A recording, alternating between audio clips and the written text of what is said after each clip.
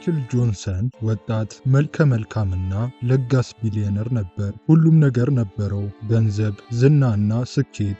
ከሁሉ በላይ ግን ልቡ የአንዲት ሴት ነበረች፣ የጁልየት። ማይክል ጁልየትን በጣም ይወዳት ነበር። እሷም እንደምትወደው በሙሉ ልቡ ያምን ነበር። አንድ ምሽት በሻማ መብራት ደማቅ ድባብ ውስጥ ማይክል በአንድ እግሩ ተንበርክኮ የሚያብረቀርቅ የአልማዝ ቀለበት አወጣ። ጁልየት ታገቢኛለሽ ሲል በትልቅ ፈገግታ ጠየቀ። የጁልየት አይኖች በእንባ ተሞሉ። አዎ አዎ ብላ እየጮኸች አቀፈችው። ዜናውም በመገናኛ ብዙሃኑ በፍጥነት ተሰራጨ። ሁሉም ሰው እንኳን ደስ አላችሁ አላቸው። ነገር ግን በዚህ ሁኔታ ብዙም ያልተደሰተ አንድ ሰው ነበር፣ የማይክል አባት ሚስተር ጆንሰን። በማግስቱ ከልጃቸው ጋር ተቀምጠው በቁም ነገር ጠየቁት። ልጄ ጁልየት በእውነት እንደምትወድህ እርግጠኛ ነህ አሉት። እርግጠኛ ነኝ አባቴ። ጁልየት የኔን ገንዘብ አትፈልግም፣ የወደደችው ማንነቴን ነው ሲል ማይክል በልበ ሙሉነት መለሰ። ሚስተር ጆንሰን ልጄ አንተ በጣም ሰው ታምናለህ፣ ፍቅሯን መፈተን አለብህ። የሴት እውነተኛ ልብ የሚታወቀው በመከራ ጊዜ ነው አሉት። ማይክል ፊቱን አኮሳተረ። አባዬ እኔ እሷን መፈተን አያስፈልገኝም፣ በብዙ አጋጣሚዎች ፍቅሯን አስመስክራለች። ሚስተር ጆንሰን ቀረብ ብለው እርግጠኛ ከሆንክ ፍቅሯን መፈተን ምንም ጉዳት የለውም አይደል አሉት። ማይክል ለጥቂት ጊዜ አመነታና ከዚያም ተስማማ። እሺ አደርገዋለሁ፣ ፈተናውን እንደምታልፍ እርግጠኛ ነኝ አለ። በዚያው ሳምንት መጨረሻ ላይ ማይክል ወደ ሆስፒታል ሄዶ የቤተሰብ ሐኪማቸውን አነጋገረ። ዶክተር የእርሶን እርዳታ ፈልጋለሁ፣ እጮኛዬ በእውነት እንደምትወደኝ ለማወቅ አደጋ እንደደረሰብኝ ማስመሰል እፈልጋለሁ ሲል አስረዳቸው። ሐኪሙ ዶክተር ቶጁ በጥያቄው ቢደነግጡም ትንሽ ቆይተው ተስማሙ። የማይክልን እግሮችና አንገቱን በወፍራም ፋሻ ጠቀለሉት። ይህም ክፉኛ የቆሰለ አስመሰለው። ማሽኖች በዙሪያው እየጮሁ በሆስፒታል ውስጥ ተኛ። ሁሉንም ነገር ሲዘጋጅ ዶክተር ቶጁ ስልኩን አንስተው ወደ ጁልየት ደወሉ። ሄሎ ወይዘሪት ጁልየት ነሽ ብለው ጠየቁ። አዎ ነኝ፣ ማን ልበል? እኔ ዶክተር ቶጁ ነኝ፣ ከኤቨርግሪን ሆስፒታል ነው የምደውለው። እጮኛሽ ሚስተር ማይክል ከባድ አደጋ አጋጥሞት በከፋ ሁኔታ ላይ ይገኛል። እባክሽ በአስቸኳይ ነይ አሏት። የጁልየት ልብ በፍጥነት ይመታ ጀመር። መጣው ብላ እየጮኸች የመኪናውን ቁልፍ ይዛ ከቤት ወጣች። በጥቂት ደቂቃዎች ውስጥ ሆስፒታል ደርሳ በቀጥታ ወደ ድንገተኛ ክፍል ሮጣ ገባች። ማይክል አልጋ ላይ ተኝቶ እግሮቹ በፋሻ ተጠቅልለው አንገቱ ታስሮ ስታይ ደነገጠች። እንባ በአይኖቿ ላይ ሞላ። ምን ሆንክ ብላ ከጎን ሆና አለቀሰች። ማይክል አይኑን በደካማ ሁኔታ ከፍቶ ፈገግ ለማለት ሞከረ። ጁልየት ዳግመኛ መራመድ የምችል አይመስለኝም አላት። ጁልየት ስቅስቅ ብላ አለቀሰች። እንደዚህ አትበል፣ እንደገና ትራመዳለህ፣ እኔ ያለሁልህ አለችው። ሮጣ ወጣችና ሐኪሙን ቢሮ ውስጥ አገኘችው። ዶክተር እባክዎ ምን ተፈጥሮ ነው ይንገሩኝ ስትል ድምጿ እየተንቀጠቀጠ ጠየቀች። ዶክተር ቶጁ በጥልቀት ተንፍሰው ወይዘሪት ጁልየት አደጋው በጣም ከባድ ነበር፣ ዳግመኛ የሚራመድ አይመስለኝም፣ እግሮቹ ሙሉ በሙሉ ተጎድተዋል አሏት። የጁልየት መላ ሰውነት ዝልፍልፍ አለ። ለመደገፍ ወንበር ያዘች። ይሄ ሊሆን አይችልም አለች። የሐኪሙን ቢሮ ለቃ እያለቀሰች በቀጥታ ወደ ቤት ሄደች። ምሽት ላይ እናቷ ማማ ጁልየት እራት እያዘጋጁ ሳሉ ጁልየት ፊቷ በእንባ ተሞልቶ ገባች። እማዬ ምን ማድረግ እንዳለብኝ አላውቅም፣ ማይክል አደጋ ደርሶበታል እና ሐኪሙ ዳግመኛ ላይራመድ ይችላል አሉኝ እያለች አለቀሰች። የእናቷ ፊት ተለዋወጠ። ምን ማለትሽ ነው? መራመድ አይችልም አሉ ማማ ጁልየት። ጁልየት እንባዋን እየጠረገች እማዬ እወደዋለሁ፣ ግን ገና ወጣት ነኝ፣ ቀሪ ሕይወቴን ዊልቸር እየገፋው ማሳለፍ የምችል አይመስለኝም አለች። እናቷ ማማ ጁልየት ፍቅር ማለት በጥሩ ጊዜ ብቻ መደሰት አይደለም፣ ጋብቻ ለክፉም ለደጉም ነው አሏት። ጁልየት ግን እማዬ ይህን ማድረግ የምችል አይመስለኝም፣ እኔ ለመከራ የምሆን ሰው አይደለሁም አለች። እናቷ አገጫቸውን ይዘው ለጥቂት ጊዜ አሰቡ። ከዚያም እንዲህ አሏት፣ ስለዚህ ጉዳይ ብልህ መሆን አለብሽ፣ ለዚህ አይነት ሸክም ገና ነሽ፣ እስኪ በደንብ አስቢበት። ጁልየት እናቷን ግራ ተጋብታ አየቻት። እማዬ ምን ማለትሽ ነው? እናቷ ፈገግ አሉ። በዚህ ቤት ውስጥ ቪቪያን አለችን አይደል? እሷ ልትንከባከበው ትችላለች አሉ። የጁልየት አይኖች ፈጠው ቀሩ። ለቪቪያን ማማ ጁልየት የእንጀራ እናቷ ናቸው። ለጁልየት ደግሞ እህቷ ነበረች። በቤት ውስጥ እንደ ሰራተኛ ያደርጓት ነበር። ማማ ጁልየት አዎ፣ በዚህ ቤት ውስጥ ሁልጊዜ የቤት ውስጥ ስራዎችን ስለምትሰራ ወደ ሆስፒታል ሄዳ ማይክልን ትንከባከበው፣ እሷ ቀድሞውኑ ስለለመደችው ለአንቺ ስትል ትሰቃያሏት። ጁልየት እንባዋን ጠረገችና ትንሽ ፈገግታ በከንፈሯ ላይ ታየ። እውነት ነው፣ ቪቪያን ትንከባከበዋለች። በተአምር ለፍቅር ብዬ አልሰቃይም አለች። ማማ ጁልየት ፈገግ አሉና ጥሩ ነው፣ አሁን ሂጂና ተኚ፣ ነገ ቪቪያንን ወደ ሆስፒታል እልካታለሁ አሏት። በማግስቱ ጠዋት ጁልየት ወደ ሆስፒታል ሄደች። ማይክልን በሐዘኔታ እያየች እጁን ይዛ ይቅርታ፣ እኔ ልንከባከብህ አልችልም፣ ለአንተ የተሻለ ሊያደርግ የሚችል ሰው ይገባሃል አለችው። የማይክል ልብ ተሰበረ። ጁልየት ምን እያልሽ ነው ሲላት ፊቷን አዞረች። ቪቪያን እንድትንከባከብህ ጠይቄያታለሁ፣ እሷ በየቀኑ ሆስፒታል እየመጣች ታይሃለች። የማይክል አይኖች በእንባ ተሞሉ።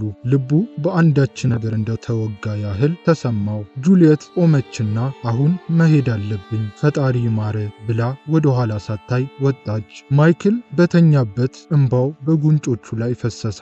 እውነቱን መረዳት ጀመረ። በሙሉ ልቡ የወደዳት ሴት ደካማ ሆኖ በቀረበበት ወቅት ወዲያውኑ ጥላው ሄደች። ከ3 ቀናት በኋላ ማይክል ከሆስፒታል ወጥቶ ወደ ትልቁ መኖሪያ ቤቱ ተመለሰ። ሰፊው የአትክልት ስፍራ እየተመለከተ የመስታወት መስኮት አጠገብ በዊልቸር ተቀምጦ ነበር። ጁልየት ፈተናውን እየወደቀች ነበር። ሆኖም ግን ገና ፈተናውን አልጨረሰም ነበር። የጁልየት እህት ቪቪያን አሁን የእሱ ተንከባካቢ ሆናለች። እሷ ዝምተኛ፣ ትሁትና ታታሪ ነበረች። የጁልየት ተቃራኒ። ምንም እንኳን ሕይወት ለእሷ ፍትሃዊ ባትሆንም ቪቪያን መቼም አታማርርም ነበር። አሁን እሷ ምግብ የምታበስለው የምታበላውና ማይክልን በዊልቸር የምታዘዋውረው ያለምንም መሰልቸት ነበር። አንድ ቀን ከሰዓት በኋላ ማይክል ስልኩን አንስቶ ወደ ጁልየት ደወለ። ከጥቂት ጥሪዎች በኋላ መለሰች። ሄሎ ውዴ አለችው። ጁልየት መኖሪያ ቤቴ እንድትመጪ እፈልጋለሁ አለ።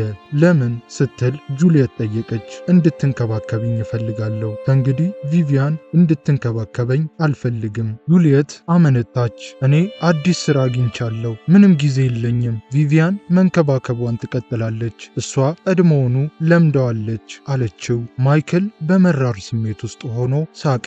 ጁልየት እኔ እጮኛሽ ነኝ፣ ልታገቢው ላሰብሽው ሰው ጊዜ የለኝም ማለትሽ ነው አላት። ቀናት አለፉ። ጁልየት ግን ወደ መኖሪያ ቤቱ ብቅም ብላ አታውቅም። ሁል ጊዜ ሰበብ ነበራት። ስራ በዝቶብኛል፣ ደክሞኛል፣ ዛሬ ስብሰባ ነበረኝ፣ መንገድ ተጨናንቆ ነበር ትል ነበር። ጁልየት ስትርቀው ቪቪያን ግን ከማይክል ጎን ነበረች። በየቀኑ በማለዳ ተነስታ ክፍሉን ታጸዳለች፣ ምግቡን ታዘጋጃለች፣ ሁሉንም ነገር በትዕግስትና በትጋት ታደርግ ነበር። ከሰዓት በኋላ ንጹህ አየር እንዲያገኝ በዊልቸር ይዛው ስትወጣ ከጎኑ ተቀምጣ ታወራለች። ማይክል እሱን ለመንከባከብ ምን ያህል ጥረት እንደምታደርግ ተመለከተ።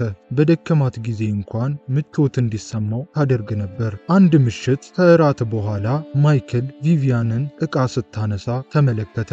በግንባሯ ላይ ላብ ይታይ ነበር። ቪቪያን ነይ ትንሽ አረፍ በይ አላት።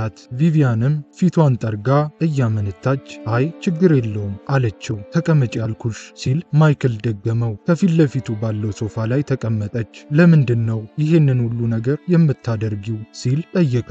ቪቪያንም ግራ ተጋባች። አልገባኝም ማይክል አለች።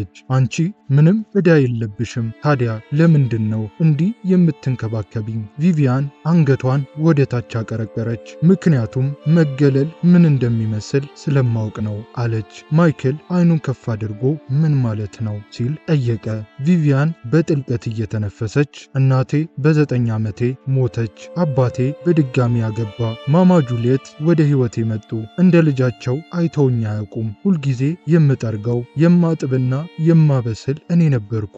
ጁልየት የፈለገችውን ሁሉ ስታገኝ፣ እኔ ግን አላማረርኩም፣ ማድረግ ያለብኝም ብቻ አደርጋለሁ። ማይክል ዝም አለ። ቪቪያን ይህን ያህል መከራ እንዳሳለፈች አያውቅም ነበር። ቪቪያን ደካማ በሆነ ፈገግታ ማንም የማይፈልገው ሰው መሆን ምን ማለት እንደሆነ አውቃለሁ። አንተ ደግሞ እንደዛ እንዲሰማ አልፈልግም። ለዛ ነው እዚህ የተገኘሁት አለችው። ማይክል ለራሷ ምቾት ብቻ ከምትጨነቀው ጁልየት በተቃራኒ ቪቪያን ለሌሎች የምትኖር እንደሆነች ተረዳ።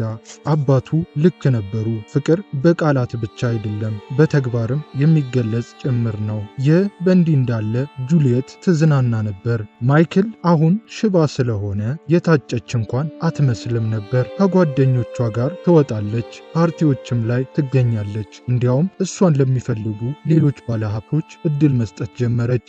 አንድ ምሽት ጓደኛዋ አዳ ጠየቀቻት፣ ጁልየት ለምንድን ነው ማይክልን ለማየት ወደ ቤቱ የማትሄጂው? ጁልየት አይኗን እያሽከረከረች አዳ ሕይወቴን ሙሉ ዊልቸር በመንዳት አላባክንም። እኔ ገና ወጣት ነኝ። ብዙ ጊዜ ወደዛ ከሄድኩ ማይክል እንድቆይ ያደርገኛል። እኔ ደግሞ ያንን ማድረግ አልችልም አለች። ግን እሱ እጮኛሽ ነው ብላ እንደ መቆጣት እያለች ልትመልሳት ሞከረች። ጁልየት በንቀት ሳቀች። ቢሆንስ እጮኛዬ የሆነው እግሮቹ ደና በነበሩ ጊዜ ነው። አሁን ግን ሐኪሙ ዳግመኛ ላይራምድ እንደሚችል ነግሮኛል። በዊልቸር ከሚሄድ ሰው ጋር መኖር አልችልም። ከሱ ጋር ምን አይነት የወደፊት ህይወት ይኖረኛል? እባክሽ ራሴን ለእንደዚህ አይነት ህይወት አሳልፌ እንድሰጥ አትገፋፊኝ አለች። አዳም መልሳ አደጋው መራመድ እስከማይችል ድረስ ከባድ ነበር። እንደዚህ ያለ መልከ መልካም ሰው ህይወቱ ባከነ አለች። ጁልየትም በጣም ያሳዝናል፣ ግን ሽባ ከሆነ ሰው ጋር ህይወቴን መቀጠል አልችልም። ለወደፊት ብዙ ህልሞች አሉኝ አለች። ወደ መኖሪያ ቤቱ ስንመለስ ማይክል ቪቪያንን ይመለከታት ነበር። ለሱ ከልቧ እንደምታስብ አየ።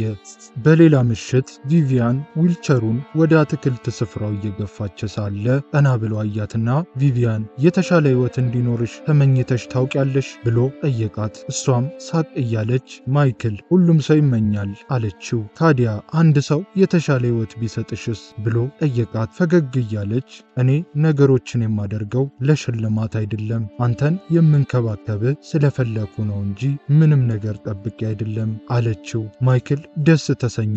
ለመጀመሪያ ጊዜ እውነተኛ ፍቅር ምን እንደሚመስል አየ። በባዶ ቃላት የመጣ ሳይሆን በተግባር የታየ ነበር። ማይክል ቀጥሎ ምን ማድረግ እንዳለበት ያውቅ ነበር። በዚያው ምሽት ማይክል በመኖሪያ ቤቱ ተቀምጦ የአትክልት ስፍራውን በመስኮት ሲመለከት አባቱ ሚስተር ጆንሰን እየገቡ ነበር። ልጃቸውን አሁንም በዊልቸር ላይ እንደተቀመጠ አዩት። ማይክል በጣም ተወደ የነበረው እጮኛ የለችም አሉት።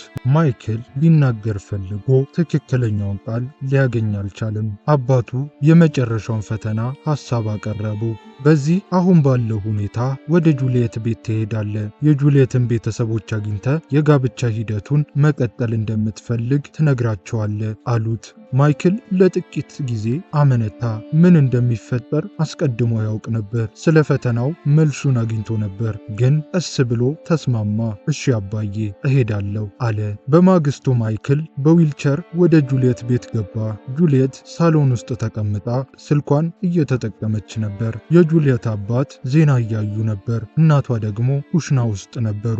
ጁልየት እንዳየችው ፊቷ ተለዋወጠ፣ ግን በፍጥነት ራሷን አስገድዳ ለመሳቅ ሞከረች። ውዴ እንደምትመጣ አልነገርከኝም አለችው። ማይክል ለሰርጋችን ዝግጁ መሆኔን ለቤተሰቦችሽ ልነግር ነው የመጣሁት አለ። የጁልየት አባት ተደሰቱ። አዎ ምን ችግር አለው ታዲያ? ይሄ ጥሩ ዜና ነው ልጄ። አንተ ጥሩ ሰው ነህ፣ እኔም ጋብቻውን እደግፋለሁ አሉ።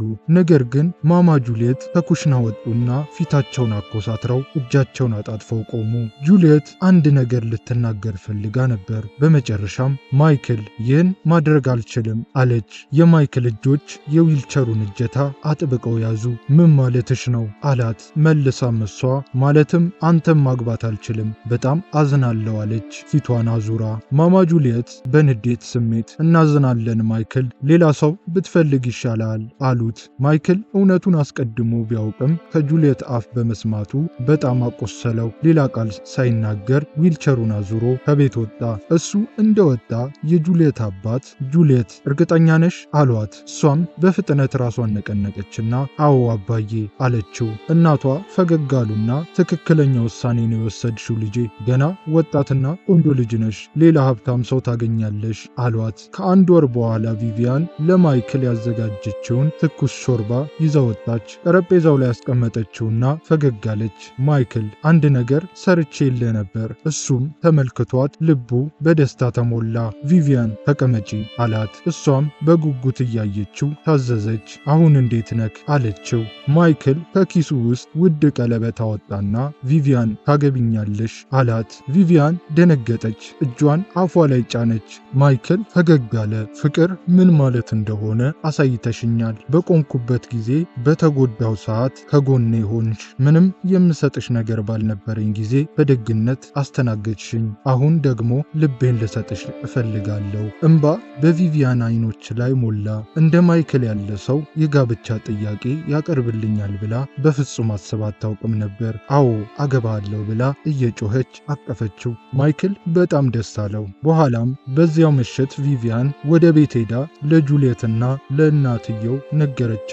ማይክል ጥያቄ ያቀረበልኝ እኔም ተቀብያለሁ አልኩኝ አለች በደስታ።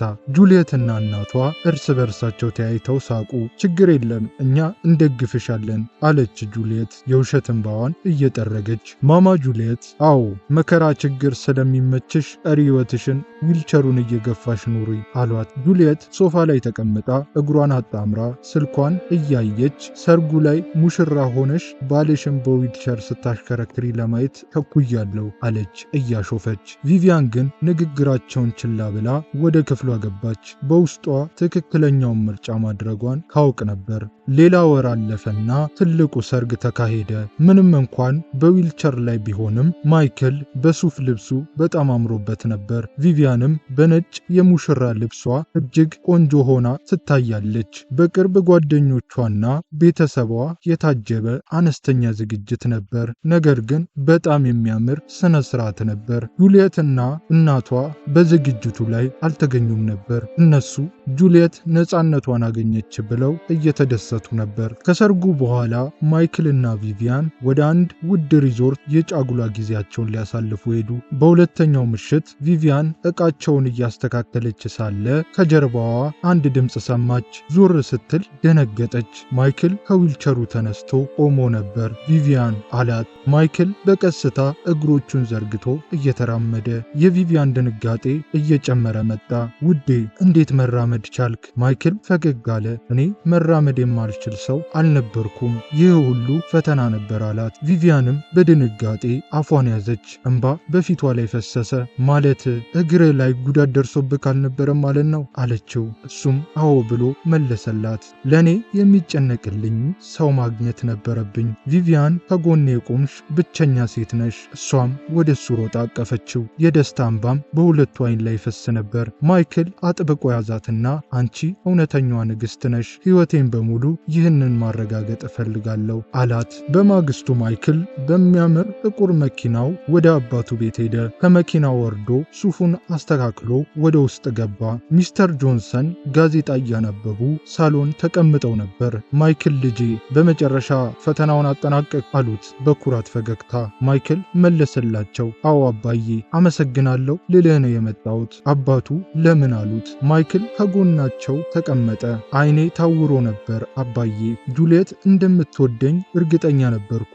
እንደዚህ ይሆናል ብዬ አልጠበቅኩም ነበር፣ ግን አሁን በግልጽ አረጋገጥኩኝ። ቪቪያን ወርቅ ልጅ ናት። እውነተኛ ፍቅር ምን እንደሆነ አሳይታኛለች። አባቱ ልጄ እኔ ለዚህ ነው ጁልየትን እንድትፈትን የነገርኩ። ፍቅር በጣፋጭ ቃላትና በሐሰት ተስፋ የሚሆን ነገር አይደለም። በከፋ ጊዜ አብሮ መኖር አለበት። ማይክል ልክ ነህ አባዬ። ቪቪያን በዊልቸር ላይ በነበርኩበት ጊዜ ከጎኔ ነበረች። በደግነትና በአክብሮት አስተናገደችኝ አለ። ሚስተር ጆንሰን ፈገግ አሉ። ለዛ ነው በችግር ጊዜ ከአንተ ጋር የቆመች ሴት በደስታ ጊዜ አብራ ልትኖር የሚገባት ናት። ማይክል ቆሞ የአባቱን እጅ ጨበጠ። አባዬ አይኔን ገልጬ እንዳስብ አደረከኝ፣ አመሰግናለሁ አለ። አባቱም ትከሻውን መታ አድርገው እኔ መመሪያ ብቻ ነው የሰጠው፣ እውነቱን ማየት ግን ያንተ ፋንታ ነበር። አሁን እውነተኛ ፍቅር አግኝተሃል አሉት። በማግስቱ ምሽት ማይክል ቪቪያንን ወደ አንድ ውድ ምግብ ቤት ይዟት ሄደ። ድባቡ በጣም ደስ ይል ነበር። ቪቪያን ቀይ ልብስ ለብሳ በምግብ ቤቱ መብራቶች ስር ደምቃ ትታይ ነበር። እየሳቁ ሲመገቡ አንድ ሰው አያቸው። አዳ በድንጋጤ አይኗ ሊወጣ ደረሰ። ቆይ ይሄ ማይክል አይደለም እንዴ ብላ ራሷን ጠየቀች። ማይክል እየተራመደ ነበር። ቪቪያን ሙሉ በሙሉ ተለውጣ ነበር። በጣም አምሮባታል። አዳ አንድ ሰከንድ እንኳን ሳታባክን ቦርሳዋን ይዛ ከምግብ ቤት ወጣች። ከዚያም በቀጥታ ወደ ጁልየት ቤት ሄደች። ሳሎን ውስጥ እየተጣደፈች ገባች። ጁልየት ማንን እንዳየው አታምኝም አለች ትንፋሽ እያጠራት። ጁልየት ስልኳን እየነካካች ማንን አየሽ አለች በቸልታ። አዳም ስልኳን ከእጇ ቀምታ ማይክልንና ቪቪያንን ነው ያየሁት ብላ ጮኸች። ጁልየት ፊቷን አኮሳተረች። ይሄ አዲስ ነገር አይደለም፣ ዜና ብለሽ ይዘሽ መምጣት የለብሽም ነበር። ቪቪያን ማይክልን በዊልቸር ስታዞረው ሁልጊዜም ይታያሉ አለች። አዳም አይ ጁልየት፣ ማይክል እየተራመደ ነበር፣ ያውም ያለምንም እርዳታ። ምን? ጁልየት ደነገጠች። አዎ ሙሉ በሙሉ ደህና ነው። ቪቪያንም በጣም ቆንጆ ሆናለች። ከማይክል ጎን እንደ ንግሥት ተቀምጣ ነበር። ጁልየት ወዲያውኑ ቆመች። እውነትሽን ነው ብላ ጠየቀቻት። እሷም አዎ አለቻትና ጁልየት የመኪና ቁልፍ ይዛ ወጣች። መኪናውን ይዛም ወደ መኖሪያ ቤቱ መገስገስ ጀመረች። ጁልየት ስትደርስ በሩን በኃይል ደወለች። ከጥቂት ሰከንዶች በኋላ በሩ ተከፈተና ቪቪያን በትህትና ፈገግ ብላ እህቴ እንኳን ደህና መጣሽ ግቢ አለቻት። ጁልየት ግን ግብዣዋን ችላ ብላ ማይክል የት አለ አለች። ቪቪያን ፈገግታዋን ሳትቀንስ ወደ ስራ ሄዷል አለቻት። የጁልየት ፊት በንዴት ተለዋወጠ። በጣም ክፉ ነሽ ቪቪያን፣ እጮኛዬ መራመድ እንደጀመረ ለምን አልነገርሽኝም? ያንቺ ልታደርጊ ፈልገሽ ነው አይደል? ቪቪያን ተረጋግታ እህቴ ማይክል አሁን ባለቤቴ ነው፣ ምንም የደበኩት ነገር የለም። አንቺ ግን ስለሱ ጠይቀሽ አታውቂም ነበር አለቻት። ጁልየትም ዝም በይ፣ ያሸነፍሽ ይመስልሻል? እስኪ ለምን ያህል ጊዜ እንደምትደሰችበት አያለው አለቻት። ልትወጣ ስትል ከእንግዲህ እህቴ ብለሽ እንዳትጠሪኝ ብላ አለቻት። በዚያው ቅጽበት የማይክል መኪና ግቢ ውስጥ ገባ። ሲወርድ የጁልየት ልብ በፍጥነት መምታት ጀመረ። ሳታስበው ወደ እሱ ሮጣ አቀፈችው። በጣም ናፍቀኸኛል፣ መራመድ በመቻለ ደስ ብሎኛል አለችው። ማይክል ፊቱን አኮሳትሮ በቀስታ ገፋት። ጁልየት እዚህ ምን ታደርጊያለሽ አላት። ጁልየት አይኖቿ በእንባ ተሞልተው ማይክል በጣም አዝናለሁ፣ ሞኝ ነበርኩ፣ እናቴ አታለለችኝ፣ ግን እምልልሃለሁ በእውነት እወድሃለሁ፣ እባክህ ይቅር በለኝ አለችው። ማይክል ራሱን ቀና አድርጎ ጁልየት እኔ አደጋ አልደረሰብኝም አላት። ጁልየት ደነገጠች። ምን? ማይክል ቀጠለ። አባቴ እንደምትወጂኝ ለማወቅ የፈተነሽ ፈተና ነበር። የአባቴን ሐሳብ ውሸት እንደምታደርጊው ተስፋ አድርጌ ነበር፣ ግን አንቺ አረጋገጥሽለት። ጁልየት በድንጋጤ አፏን ያዘች። ማይክል ቀጠለ። ያንን ቀን አስታውሺ፣ ቤታችሁ መጥቼ ሰርጉን እንቀጥል ስልሽ እምቢ አልሽኝ። በዊልቸር ላይ ለሚገኝ ሰው ሕይወቴን አላባክንም አልሽ። ጁልየት ተንበርክካ ማይክል እባክህ አላወቅኩም ነበር ተታልዬ ነው ብላ አለቀሰች። ማይክል ግን ጁልየት እባክሽን ከቤቴ ውጪ፣ እኔ አሁን አግብቻለሁ፣ ያገባሁትም አንቺ ጥለሽኝ ስትሄጂ አብራኝ የቆመችውን እህትሽን ነው አላት። ጁልየት ይሄ ሊሆን አይችልም ማይክል፣ አንድ ዕድል ስጠኝ አለችው። ማይክል ፊቱን አዞረ። ቪቪያን እባክሽ በሩን ዝጊ አላት። ቪቪያን ወደፊት ወጣች። አሁን እንደ በፊቱ ፈሪ አልነበረችም። እህቴ አንድ ቀን ስቀሽብኝ ነበር፣ ዕድሜ ልክሽን ትሰቃያለሽ ብለሽኝ ነበር። አሁን ግን ፍቅርና ደስታን አግኝቻለሁ፣ እባክሽን ወደ ቤትሽ ሂጂ አለቻት። ጁልየት ቪቪያንን በንዴት እያየች ያሸነፍሽ እንዳይመስልሽ፣ እጮኛዬንና ደስታዬን ነጠቅሽኝ፣ እመለሳለሁ አለቻት። ቪቪያን እህቴ አንቺው ራስሽ ነሽ ያጣሽው አለቻት። ጁልየት እያለቀሰች ወደ ቤት ተመለሰች። እናቷ ማማ ጁልየት ሻይ እየጠጡ ነበር። የጁልየትን ፊት ሲያዩ ምን ሆነሻል አሏት። ጁልየት በንዴት እየተንቀጠቀጠች እማዬ አታለልሽኝ፣ ማይክልን እንድተወው አደረግሽኝ፣ እሱ አደጋ አልደረሰበትም፣ ፈተና ነበር፣ አሁን ቪቪያን ሚስቱ ሆናለች አለቻቸው። ማማ ጁልየት ደነገጡ። ፈተና ነበር? ጁልየት በመራራ ስሜት ሳቀች። አዎ እሱ ጉዳት አልደረሰበትም፣ አንቺ ደግሞ እንድተወው ነገርሽኝ፣ አሁን ቪቪያን ቦታዬን ወስዳለች። ማማ ጁልየት በንዴት ቆሙ። እንዴት እኔን ተወቅሻለሽ? እጅሽን ይዤ አላስገደድኩሽም፣ እኔ ምክር ነው የሰጠውሽ፣ አንቺ ግን የራስሽን ውሳኔ ወሰንሽ አሏት። ጁልየት እማዬ እኔ በአንቺ በመመራቴ ሞኝ ነበርኩ ብላ አለቀሰች። በዚህ ጊዜ የጁልየት አባት ገቡ። ወደ ሳሎን መጡ። ምን እየሆነ ነው ብለው ጠየቁ።